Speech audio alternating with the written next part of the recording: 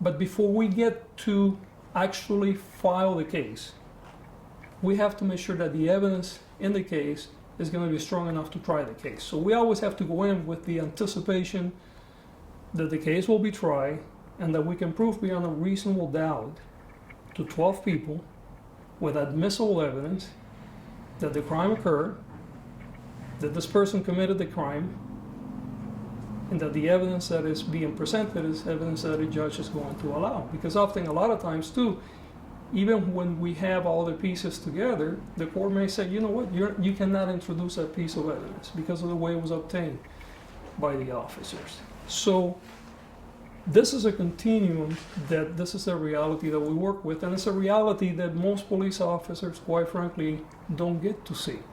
Now, I was a cop for over 20 years. I was probably subpoenaed to a very small portion of the cases where I made an arrest, and I provided testimony even less, right? Because again, we go back to the 5%, 95% ratio. So there's a lot of sausage making behind the scene that most officers do not see. And unfortunately, and again, it's a matter of resource allocation, but most police officers get very limited training in how the criminal justice system works. I understand why. There are a lot of other priorities, right? But you have a system where you have one component of the criminal justice system is often completely disconnected with the other components.